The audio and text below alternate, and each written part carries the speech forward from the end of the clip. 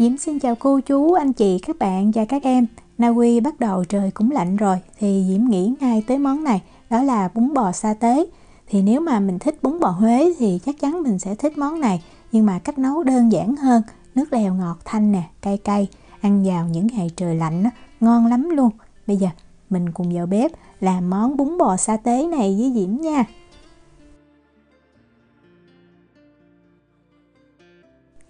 Đầu tiên Diễm sẽ chia sẻ cái cách làm dầu màu điều. Thì ở đây là cái hũ hạt điều màu mà Diễm dùng, mình mua ở trong tiệm Á ha. Tùy mình thích cái dầu màu điều khi mà mình làm xong nó sẽ có màu đỏ hay là màu vàng thì mình điều chỉnh cái lượng hạt điều màu này. Thì Diễm làm ở đây là 40ml và Diễm sẽ đong là 100ml dầu. Nếu mà mình thích đậm hơn nữa thì mình tăng thêm cái hạt điều màu, nhưng mà Diễm thấy như vậy là cái màu nó đã đỏ rất là đẹp rồi. Bật bếp lên thì mình nên để cái lửa trung bình nha, đừng để cái lửa lớn quá, và mình sẽ đảo đều cho cái màu ở trong cái hạt điều màu nó tan vào trong dầu.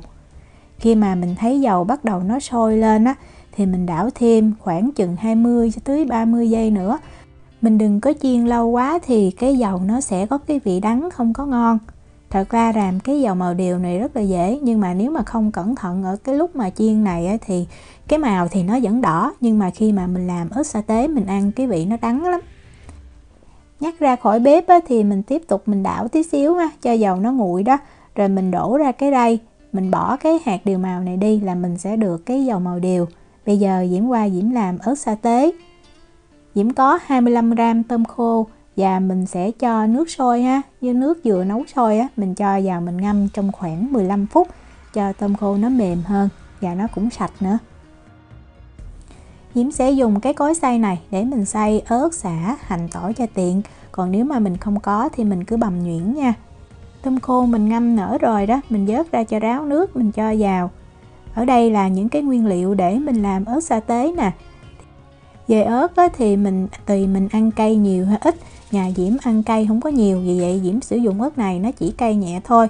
Nếu mà mình ăn cay nhiều thì mình pha thêm với ớt hiểm, làm sao cho tổng cộng cái lượng ớt là 50g. Mình cắt nhỏ như vậy xay cho nó dễ nha. Về sả đó thì Diễm có 20g, là khoảng một cây như vậy. Tiếp theo là 40g hành tím. Cái củ hành tím bên Diễm thì nó hơi to ha, mình sử dụng hành tím ta sẽ ngon hơn. 20g tỏi nha, mình cân cái này là mình đã bóc cái vỏ nó ra rồi. 2 cái đầu hành trắng thì khoảng 5g, nếu mà mình không có thì mình thay bằng hành tím cũng được. 10g gừng, mình gọt vỏ và mình cũng cắt ra nhỏ. Để cho cái mùi ớt sa tế nó thơm hơn thì Diễm cho thêm riềng. Ở đây Diễm có 10g. Nếu mà mình không có thì mình không cho, nhưng mà thấy cái riềng này nó làm cho cái ớt sa tế của mình nó thơm hơn. Và bây giờ mình sẽ mang tất cả những cái nguyên liệu này mình xay ra cho nó nhuyễn nha. Mình dùng máy xay thì nó nhanh và nó tiện, nhưng mà hồi xưa lúc mà chưa có cái máy xay này Diễm tự băm để Diễm làm ớt sa tế thì Diễm thấy nó ngon hơn. Đó, mình xay cho nó nhuyễn ra như vậy ha. Rồi bây giờ mình bắt một cái chảo lên bếp. Diễm cho vào 100ml dầu ăn thì Diễm dùng dầu hoa hướng dương. Và mình làm cho dầu nó nóng để lửa lớn. Khi mà mình cho đũa vào mình thấy cái đầu đũa nó sôi lên như vậy thì mình cho cái hỗn hợp ớt sa tế vào. Và mình cũng để cái lửa lớn, mình đảo thiệt là đều tay nha, trong khoảng thời gian là khoảng 5 phút. Mình chiên lên như vậy để cho những cái nguyên liệu nó thơm hơn và cái lượng nước nó cũng giảm đi, giúp cho mình bảo quản cái ớt sa tế được lâu. Khi mà mình đảo mình thấy bắt đầu nhẹ tay và nó khô ráo được như vậy nè. Diễm có canh thời gian là Diễm làm 5 phút thì mình sẽ hạ xuống cái lửa trung bình nha. Rồi bây giờ mình nêm nếm thì Diễm nêm vào đây 2 muỗng cà phê đường. Và mình lấy cái phần dầu màu điều hồi nãy mình làm đó, mình cho vào 2 muỗng canh, giúp cho cái màu ớt sa tế nó đẹp hơn. Diễm nêm thêm 1 muỗng canh nước mắm. Ớt sa tế này khi mình làm xong mình ăn thử sẽ có cái vị mặn và ngọt nhẹ. Mình ăn chung với món nào cũng ngon hết, nhiều khi ăn chung với cơm trắng thôi Diễm thấy cũng ngon nữa. Và mình sẽ đảo, mình xào khoảng thêm 1 phút nữa ở cái lửa trung bình là cái hỗn hợp ớt sa tế của mình nó đạt. Cái màu rất là đẹp và lúc này thơm lắm luôn. Nhắc khỏi bếp thì mình cũng tiếp tục mình đảo sơ tí xíu nha. Rồi bây giờ mình để ở đây cho nguội. Nếu mà mình làm trước á, thì mình có thể cho vào trong hũ á, đậy kín, mình bảo quản trong tủ lạnh sẽ được lâu hơn. Bây giờ Diễm đi nấu nước lèo và thịt. Thịt á, thì Diễm sẽ sử dụng thịt bò. Cái này á, là Diễm mua ở trong Coop Mega nha. Thì cái thịt này á, là cái phần giống như là thịt ngai vai của nó, và nó có thêm cái miếng xương nữa, giúp cho khi mà mình nấu nước lèo á, cái nước nó ngọt hơn. Mình có thể sử dụng thịt nạm nè, gân á, hoặc là sườn bò đều ngon. Khi nấu bò kho hoặc nấu bún á, Diễm thích cái phần thịt này, tại vì xen lẫn vào đó là cái lớp mỡ và lớp gân á. Thịt khi nấu xong nó có cái độ dai mềm và nó không có bị khô. Mình xả nước ấm để mình rửa thịt, tại vì cái mỡ bò nó hay gặp lạnh nó sẽ đông cứng đó. Mình cũng có thể cho tí xíu muối á, và mình rửa cũng được. Diễm thì Diễm rửa nước ấm, tại vì mình sẽ mang cái thịt này mình đi trần sơ qua nữa. Bắt một nồi nước to lên bếp, mình cho vào vài lát gừng, giúp cho khi mà mình trần á, cái thịt nó thơm hơn. Và mình đợi cho nước nó sôi á, thì mình cho thịt vào nha. Cho hết 2 miếng thịt vào thì mình đảo cho nó đều, cho nó ngập hết ở trong nước. Mình để lửa lớn và mình đợi cho nước nó sôi trở lại á, là mình nhắc khỏi bếp. Trần sơ như vậy á, giúp cho cái phần xương á, nó sạch nè, và cái thịt nó cũng thơm hơn. Nhắc ra khỏi bếp á, thì mình cứ vớt thịt ra, đợi thịt nguội tí xíu á, là mình có thể mang mình cắt thịt được. Diễm sẽ chia cái phần thịt và xương ra riêng, tại vì thịt á, mình mang mình đi ướp cái gia vị. Mình cắt mỗi miếng thịt á, nó có kích thước khoảng 6 x 6 cm á, thì Diễm thấy vừa. Mình đừng có nên cắt to quá hoặc là nhỏ quá, thì khi mà mình nấu chín á, nó dễ bị vụn. Phần thịt vai này á, thì nó đã rất là ngon rồi, nhưng mà để cho cái thịt nó mềm á, và nó giữ được cái độ ẩm nó không có bị khô á, thì Diễm sẽ sử dụng thêm nước cam để Diễm ướp thịt. Cách mình cho nước ép trái cây á, táo nè hoặc là lê vào ướp thịt á, thì nó giúp thịt vừa mềm mà cũng tăng thêm cái hương vị, độ ngọt cho thịt. Mình nên dùng rây á, để mình rây lại cái nước cam này. Mình bỏ đi cái phần xác cam á, và cái phần hạt. Lượng nước cam mình cần á, là 100 ml. Diễm nêm thêm vào 2 muỗng cà phê muối, 1 muỗng cà phê đường. Và mình sẽ lấy cái ớt sa tế mình làm rồi đó, mình cho vào đây 4 muỗng canh nha. Mình có thể cho hết cái lượng ớt sa tế này vào mình ướp thịt, thì lúc ướp này nó rất là thơm. Nhưng mà Diễm thấy mình cho ít thôi, rồi mình chừa lại một phần ớt sa tế để khi mà mình ăn á, mình nêm thêm vào, giúp cho cái tô bún mình á, khi ăn nó thơm hơn rất là nhiều. Mình cho thêm 1/2 muỗng cà phê tiêu và đeo bao tay vào, mình ướp cho thịt nó thiệt là thấm nha. Vừa ướp giống như mình massage luôn đó. Khi mà mình thấy thịt thấm đều hết rồi thì mình để ở đây cho thịt nó nghỉ 30 phút là mình mang mình đi nấu được. Bắt một cái nồi lên bếp á, Diễm cho vào 2 muỗng canh dầu ăn, 2 muỗng canh tỏi băm. Để lửa lớn và bây giờ mình phi cho cái tỏi này nó thơm. Khi mà mình thấy tỏi nó vừa sôi lên và nó thơm như vậy thì mình cho thêm vào 2 muỗng cà phê bột ngũ vị hương. Thì 2 muỗng cà phê nó khoảng 5 gram á. Đây là cái gói ngũ vị hương mà Diễm dùng nè. Cái gói này thì Diễm thấy nó rất là thơm, mình mua ở trong tiệm Việt nha. Mình sẽ đảo thiệt là nhanh tay để tránh cho ngũ vị hương nó bị cháy đó. Thì mình thấy nó vừa thơm á là mình cho liền thịt bò vào. Thịt bò hồi nãy mình đã ướp đó, mình cho thịt thôi nha, mình không cho cái phần nước.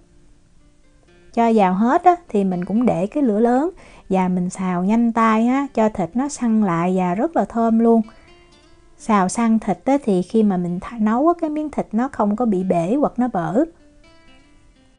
Mình chỉ xào cái phần thịt này thôi, phần xương á, thì tí xíu nữa mình nấu nước lèo á, rồi mình mới cho vào. Khi mà Diễm thấy thịt nó đã săn và nó chuyển sang cái màu tái hết như vậy thì bây giờ mình cho nước. Cái tô hồi nãy mình ướp thịt á, thì Diễm lấy 1 lít nước Diễm cho vào để Diễm tráng cái tô luôn. Nếu mà mình có nước dừa tươi á, mình cũng có thể sử dụng để mình nấu, thì cái nước lèo mình không cần phải nêm đường, nó ngọt thanh hơn nữa. Rồi Diễm cho thêm 1,5 lít nước nữa nha. Thì tổng cộng cái lượng nước lèo mình nấu á, là 2,5 lít nước. Với lượng nước lèo như vậy á, thì mình nấu được từ 6 tới 8 tô, tùy cái tô mình nhỏ hay lớn. Cho xương vào trong cái nồi nước lèo luôn. Và mình sẽ có 5 cái cây sả là 100g, mình đập dập và mình cũng cho vào trong nước lèo để cho cái nước nó thơm. Diễm nêm thêm vào đây 2 muỗng cà phê muối, mình nêm trước như vậy ha, rồi sau khi mà nấu đạt rồi mình sẽ nêm lại thì nó dễ dàng hơn. Đậy nắp lại, bây giờ Diễm để cái lửa lớn cho cái nước lèo nó sôi.